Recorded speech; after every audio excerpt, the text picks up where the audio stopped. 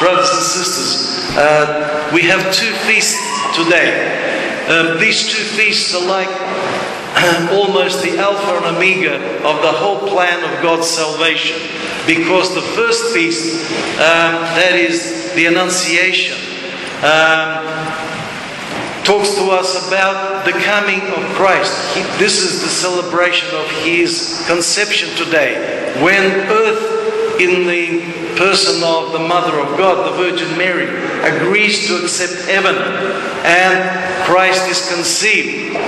This is the Annunciation, the good news.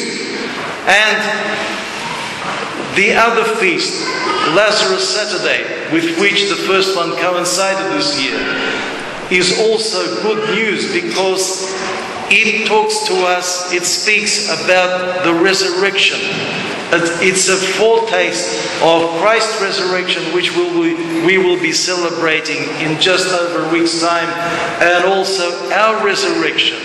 And just as we see Lazarus coming out of the tomb, all wrapped up and tied in with these bandages, but he walks, he's risen. Before that, he spent 4 days in the tomb, and as his sister said, Lord, he stinks, because he's been in the tomb for 4 days. The miracle happens, and then Christ tells them to untie him. This is an image of our process, of our journey, because when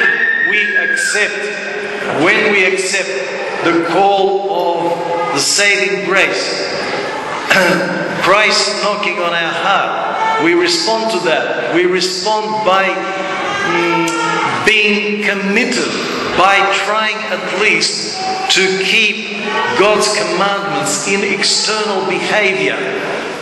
This we can do. It will not change anything inside, but externally it will. But when God sees that we're making these external efforts, then the grace comes and changes our heart. That is clearly seen from the life of St. Mary of Egypt, which we heard just over a week ago in church. How she had this commitment to the death, and she would rather die than break any of God's commandments.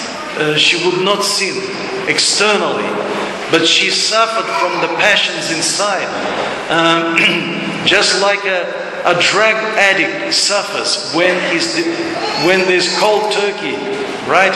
That's what the fight with the passions is about. It's putting up with this cold turkey until the grace of God comes and changes the heart, heals the heart. That is the beginning of the resurrection. That is us walking out like Lazarus out of the tomb. We can't see anything yet. We can't see Christ, but we can, if we can't see Him, we can hear Him. We can hear Him, we can feel His presence like Lazarus, as he came out. And then, when our journey is finished in this life, then our bandages are untied and we see Christ face to face. But the process of the resurrection has been done, has been accomplished through our effort and God's grace changing our heart. Us committing ourselves to the commandments of Christ, that we do at least externally. We make an effort, external effort, and then God, seeing our efforts, will send the word, just like Christ said, Lazarus, come out, and he came out. And he will say that to us. We will feel these words. Lazarus, come out. Come out.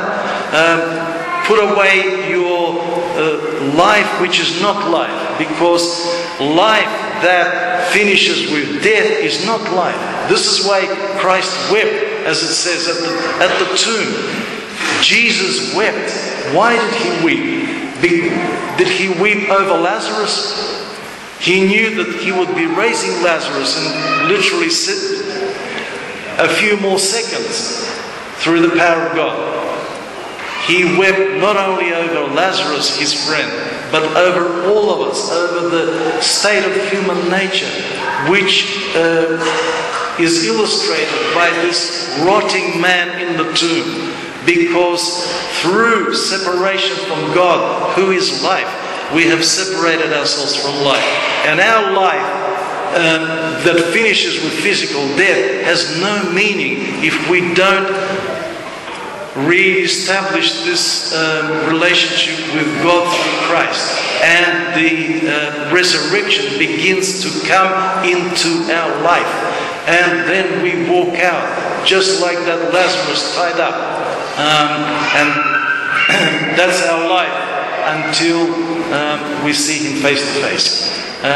So this is the message of today's two feasts, that it is good news.